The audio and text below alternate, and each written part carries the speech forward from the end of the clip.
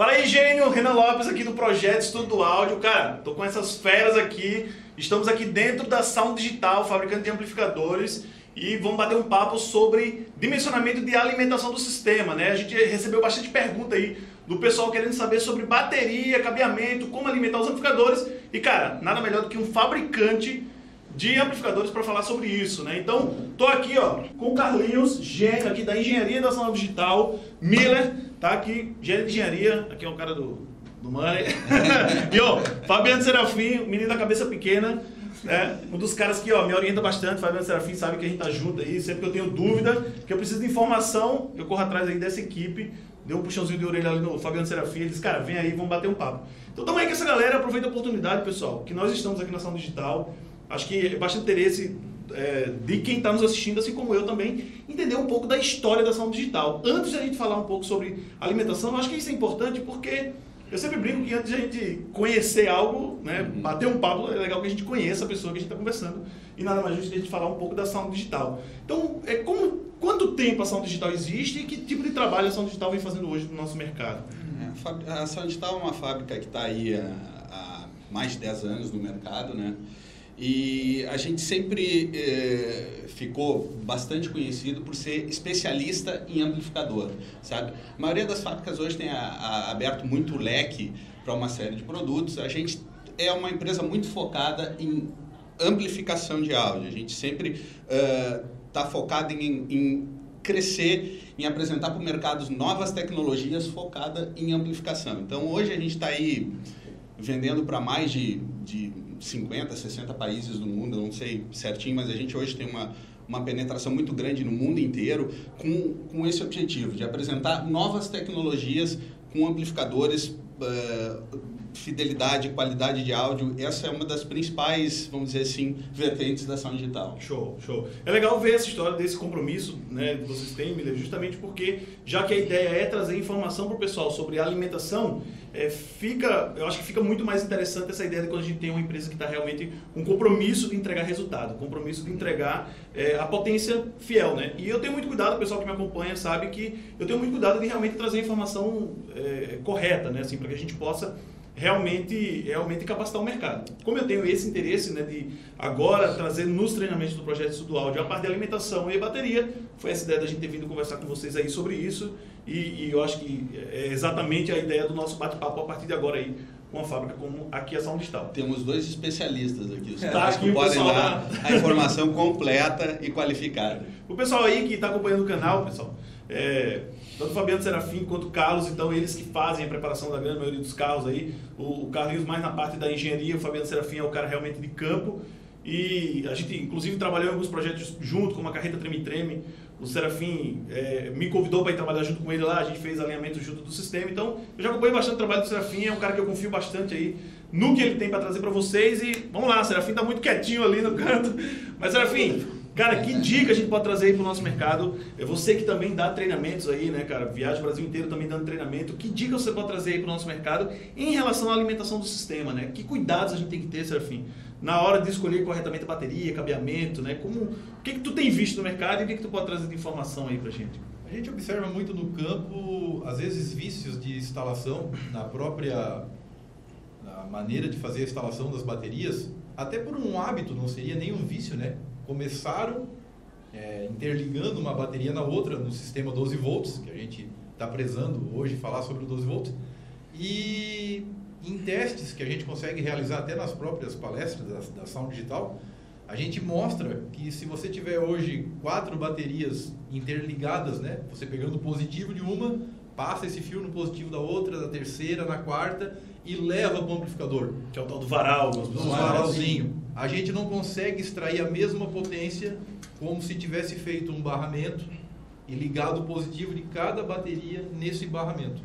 A gente consegue extrair uma potência melhor dessas baterias, porque quem tem potência é a bateria, né? O amplificador está ali transformando a tensão contínua em música para nós, né? Então o amplificador não tem potência, ele suporta uma determinada potência. Ele tem a capacidade de converter. Exatamente. Então, o que a gente observa é muito isso. Às vezes, hábito ou vícios de instalação nessa prática da instalação da alimentação do sistema.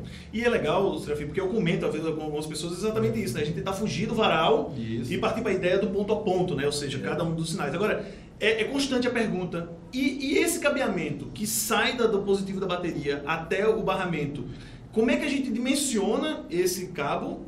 E às vezes as perguntas também rolam do seguinte: o tamanho desse cabo, né? Porque também não adianta a gente puxar ponto a ponto e os cabos também mudarem muito. Cabo de 2 metros. A gente tem que pensar, Renan, na questão da lei de Ohm, né? Claro. Um cabo mais curto ou com maior bitola, eu diminuo a resistência.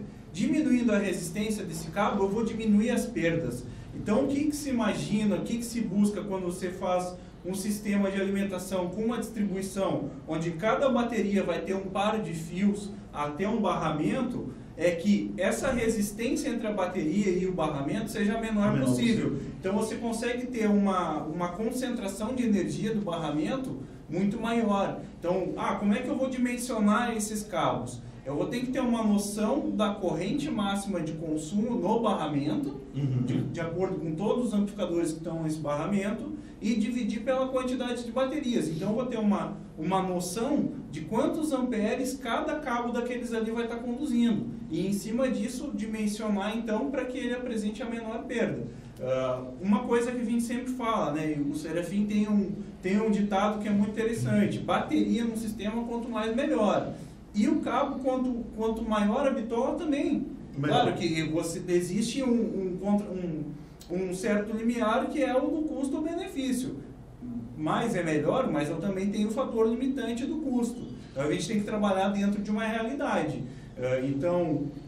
Essa questão a gente sempre também dá o suporte e orienta o pessoal. Mas já só mudando, muitas vezes, a forma de ligação, mesmo utilizando a mesma quantidade de baterias no sistema, mesmo sistema de amplificação, só mudando a forma como isso está ligado, conectado, já se consegue extrair um melhor rendimento do sistema. Porque você vai estar entregando melhor energia para o amplificador, e ele tendo essa energia, como ele tem a capacidade de transformar, ele vai conseguir entregar mais potência para o alto-falante. Então, partindo da ideia que o amplificador ele é um conversor de energia, se tiver uma boa energia, muito bom. Se o amplificador tiver uma maior eficiência nessa conversão, melhor ainda. Então, em cima disso, todo amplificador precisa de uma energia adequada.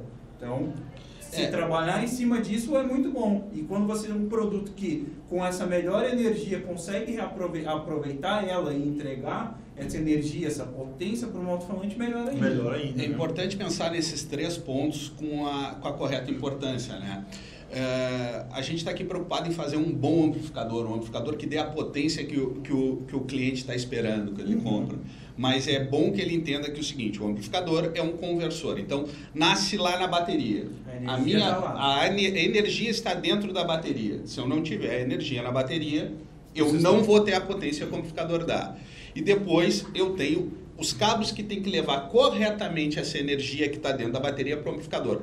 E aí, então, é que o amplificador vai fazer a conversão. É bem importante que eu entenda esses 3 pontos como 3 pontos importantes do sistema. Não adianta eu ter o melhor amplificador, entendeu? Não adianta a Sound Digital aqui, que a gente começou falando em tecnologia, a gente aqui trabalhar para ter uma tecnologia de qualidade de áudio, de potência, se eu não tiver um cabo que leva a potência que está dentro da bateria até ele. Na verdade, atravessar o sistema, né? Exatamente. Sair da bateria e até os falantes. Na verdade, até os nossos ouvidos. Até os nossos ouvidos. Até os nossos ouvidos, correto. Que nenhuma corrente é mais forte que o elo mais fraco, né? Então a gente tem que pensar num sistema de áudio como um todo. Eu tenho, meu alto-falante é a ponta lá, é a minha interface com o ouvido, mas antes disso tem uma série de outras coisas, né? Claro. O amplificador é um cara que está lá no meio. Então eu tenho que ter o amplificador convertendo essa energia, e em cima dele tem que chegar uma energia adequada, e ele tem que fazer essa conversão de forma adequada. Não adianta eu ter um amplificador também que eu entregue energia e ele esteja desperdiçando. Claro. Mas da maior parte da energia ele está transformando em calor, em aquecimento. Então a gente trabalha muito em cima disso. Amplificadores que consigam ter uma boa eficiência energética. É legal a gente entrar nesse ponto de eficiência energética, Carlinhos, mas antes de qualquer coisa, para a gente deixar a informação um pouco mais consistente, eu acho, para quem está assistindo, então, na questão de cabeamento, ou seja, a gente pode, de uma certa forma, considerar que quanto maior a bitola do cabo, ou seja, quanto maior for esse cabo, mais interessante. É óbvio que o custo interfere bastante nesse resultado, e é claro que existem cálculos aí para que a gente possa... primeiro, a gente não pode dar uma regra, né, porque vai depender da distância e a corrente que vai atravessar, então não existe uma regra, né, é legal que a gente calcula. Agora, se o bolso permitir, quanto maior a gente conseguir fazer isso, melhor. E quanto mais corrente a gente conseguir colocar no sistema, ideal também. Agora, o que seria a corrente mínima para o consumo? Né? A gente bateu um papo aqui um pouco antes, mas acho que é interessante a gente trazer essa informação. É óbvio que a corrente ideal, a gente pode usar a regra da lei de Ohm, mas o que seria uma corrente mínima, pessoal? Qual é a sugestão de vocês, assim? Cara, comprou um amplificador, o cara tem lá um amplificador, ele quer utilizar. Um amplificador de 8.000 watts. Como é que ele pode decidir? Cara, eu vou comprar bateria e realmente sei que o sistema vai... A gente trabalha com duas linhas de frente. O sistema 12 volts, que é o que a gente está comentando aqui hoje, né? Numa competição... eu quero extrair o máximo lá no RTA, eu quero bater os recordes e tudo lá. Legal. A gente vai pegar a potência do amplificador e dividir por 10. Certo. Nesse sistema de competição. Potência que tu busca de saída, divide por 10, tá lá. Porque lá na hora da competição, geralmente tu vai largar uma frequência fixa. Né? Tu vai estar extraindo o máximo do amplificador. Show. Música é dinâmica. Né? Tá, agora eu vou tocar música. O meu carro é só para musical, não quero competir no RTA.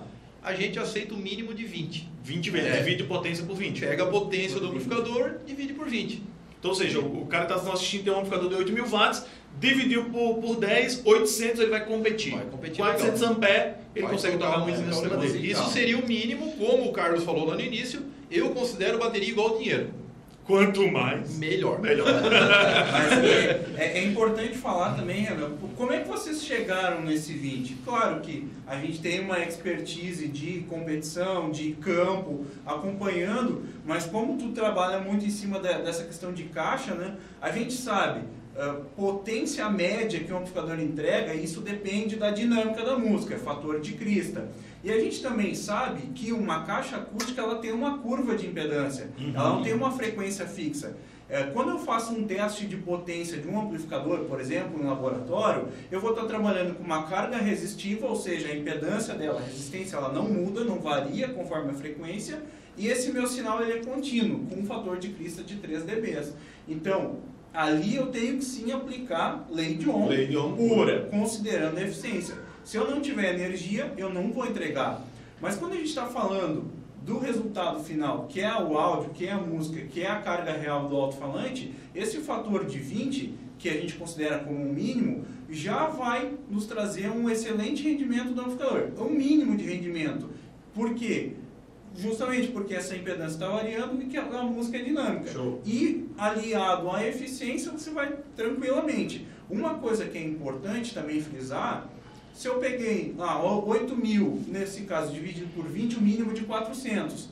Mas eu não posso esquecer que junto com esse amplificador de 8.000, que daqui a pouco vai estar tocando graves, frequências baixas, eu vou ter um de médio, vou ter um de agudo. Então eu tenho que somar essas potências. Claro. Eu não estou utilizando ela 100% do tempo nesse dinamismo, mas eu tenho que considerar. Então é importante esse planejamento de somatório de potências para mim poder dimensionar. Show. Ou seja, somar tudo que vai ser consumido. Somar tudo que vai estar ali no sistema. Legal. E falando também em planejamento da montagem do sistema, que a gente estava falando antes da questão do comprimento dos cabos, é muito importante também um planejamento de organização, como que eu vou montar esse sistema.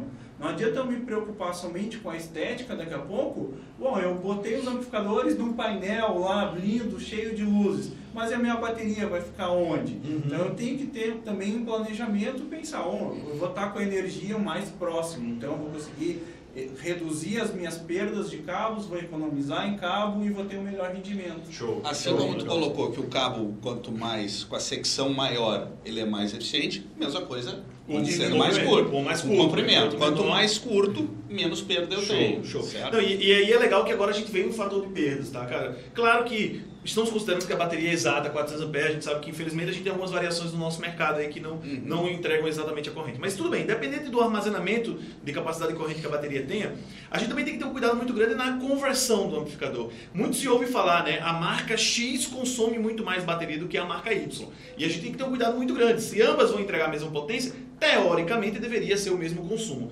Agora, a gente sabe que não por causa da eficiência do amplificador, né? Então, o que seria essa eficiência, pessoal? Assim, o quanto que o amplificador gasta, né, normalmente para se converter? A gente sabe que a potência de entrada é diferente da potência de saída, né? Então, como é que é esse consumo? Então, dentro do amplificador você tem circuitos, estágios, basicamente etapa de fonte, que vai converter a energia da bateria para uma outra tensão superior dentro dele, e o estágio de saída, que vai aproveitar essa tensão elevada, essa energia, para jogar para o meu alto-falante.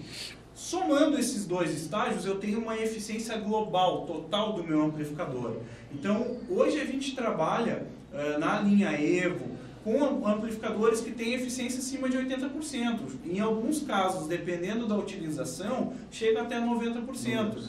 Por quê? Nós trabalhamos em cima de tecnologia, de novas utilizações dentro dos estágios. Então, um amplificador de 3.000 watts, eu não posso simplesmente comparar ele por potência, eu tenho que enxergar também o que eu tenho de tecnologia aplicada ali, para que garanta maior eficiência, né? Então, nós recentemente aí começamos a mostrar, pessoal, tecnologia NST, que é supressão de ruído, a tecnologia do Twin Source, né? Twin Source são as fontes gêmeas. Eu tenho dentro do amplificador fontes gêmeas trabalhando para poder entregar essa energia para o meu estágio de saída para o alto-falante. Então, essas fontes gêmeas, elas garantem a maior eficiência, garantem a robustez da potência, consigo ter um maior aproveitamento, consigo ter um amortecimento alto, porque eu sustento, de fato, essa energia. Então, a gente trabalha em cima disso, de agregar tecnologia e melhorar cada vez mais a eficiência do produto. E isso aí, desculpa interromper, mas é legal fazer essa colocação, que isso é importante. Tu está trabalhando com uma marca que tenha esse compromisso, né? Porque, claro, fazer um amplificador, né, sinceramente falando, não seria uma coisa tão difícil. Claro, né, não é todo mundo que tem essa facilidade, mas não é uma coisa tão difícil. Agora, fazer com que ele seja eficiente, que ele realmente receba o que ele está recebendo de energia, ele consiga converter na saída e transformar isso em música, aí sim é onde entra um critério para se entender bem a importância disso, né? Existem topologias de construção de amplificadores aí que dão 50% ou menos. Imagina, você vai ter um amplificador de 1.000 watts, ele vai consumir 2.000 watts para conseguir te entregar 1.000, né? Então é muito importante. O Carlos em algum momento ali falou do fator limitante do dinheiro hoje, que é uma coisa muito importante, monetária, né? Você vai ter que ter 2.000 watts de bateria para poder ter 1.000 watts. Você vai ter que investir mais em bateria, vai ter que investir mais em cabos para que chegue aquela potência do teu amplificador, para no fim não ter um resultado tão satisfatório.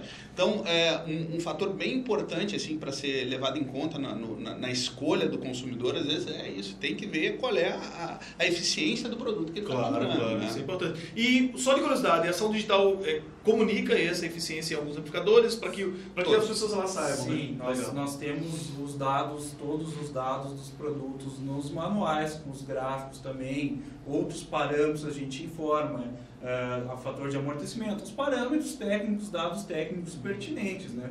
Fora que o pessoal hoje também está tendo mais acesso a ferramentas e tal, está testando isso e está verificando essa eficiência maior do produto, né? E às vezes nem só testando numa bancada, mas pegando uma determinada situação, uma instalação com um produto e testando o nosso produto, com a mesma energia disponível, consegue um rendimento maior, ou seja, ele está sendo mais eficiente. Claro. Então, isso comprova, e como o Miller falou, além do que o Miller falou da questão monetária, passando um pouco assim para a parte de baixa potência, porque a gente costuma falar assim, paredões, o pessoal do campo, som de mala, paredão, mas a gente também tem o público consumidor do som interno ou de um som um pouco mais leve.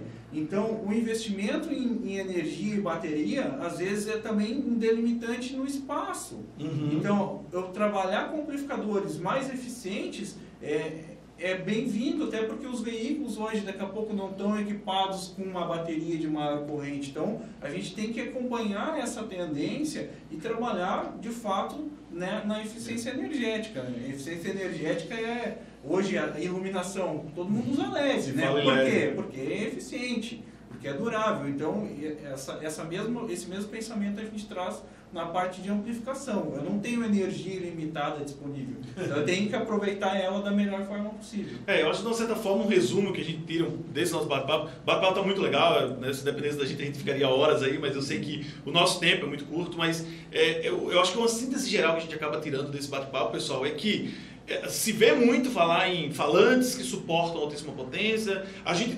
Realmente a gente tem acesso muito mais fácil hoje a amplificadores de potência maiores, né? Os custos ficaram muito mais interessantes para quem consome isso, só que de nada adianta investir em amplificadores fortes, falantes fortes, se a gente não tem uma boa alimentação de bateria e, claro, um bom dimensionamento de cabeamento e tudo isso. E, claro, ter o cuidado de buscar um amplificador que te entregue também esse resultado, porque aí também tu vai investir uma grana violenta para ter uma boa alimentação e o teu amplificador não entrega aquilo, ele está transformando tudo aquilo em calor. Né? Então eu acho que é de extrema importância. Pessoal, quero agradecer de coração vocês terem aberto as portas aí, para ter batido esse papo. Eu acho que é muito interessante para o pessoal aí que trabalha com som. Carlos, obrigado de coração por ter recebido. Miller, muito bom mesmo. Serafim, eu tô sempre incomodando ainda ali, continuo incomodando muito. Mas, cara, se você curtiu esse bate-papo, coloca aqui embaixo as perguntas que você tem, a dúvida que você tem em relação à alimentação de bateria, tudo isso, o que você gostaria mais de ver aqui no nosso canal. Se não se inscreveu, se inscreve aí, curte, compartilha, chama teus amigos, porque é você que nos ajuda a fomentar isso e aí a gente consegue elevar o nível técnico do nosso mercado, beleza? Grande abraço e até depois.